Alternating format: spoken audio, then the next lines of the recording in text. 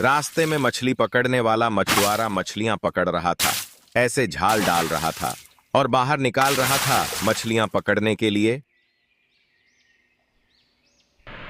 और तड़फ तड़फ के मछलियां मर रही थीं और कुछ कांटे डाल रहा था।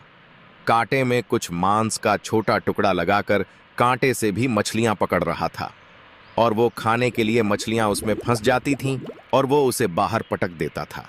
पटकते ही वो तड़फ तड़फ के मर रही थी।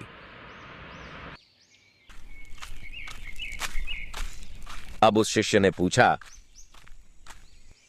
है गुरुदेव, ये जो प्राणी इतनी हिंसा कर रहा है, इसका क्या फल मिलेगा और कब मिलेगा? क्या होगा इसका? क्या इसको पाप नहीं लगेंगे? अब गुरु बोला, बेटा, फिर बताऊंगा इसकी बात। इसका उत्तर फिर कभी दूंगा। अभी आजा मेरे साथ।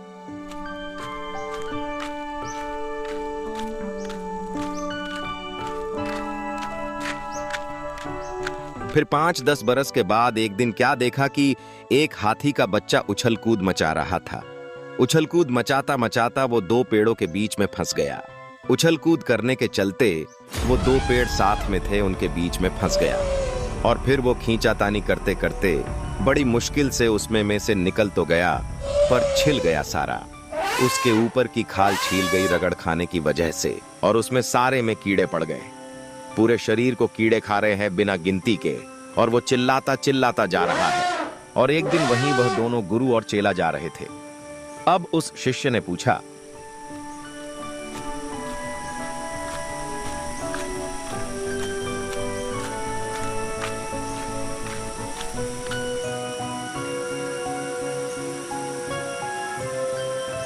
हे गुरुदेव, ये प्राणी कितना कष्ट में है। इस प्राणी का कौन सा ऐसा पाप है जो इसके आड़े आ गया है? तब गुरुदेव ने कहा, बेटा, ये वही मछुआरा है जो तब मछुआरा था और मछलियां पकड़ रहा था और वो तड़फ तड़फ के मर रही थी। ये हाथी का बच्चा जो है, ये वो मछुआरा व्यक्ति है, और ये जो सारी वो मछलियां थी, वो अब ये कीड़े हैं जो अब उसको नोच नोच के खा रही हैं।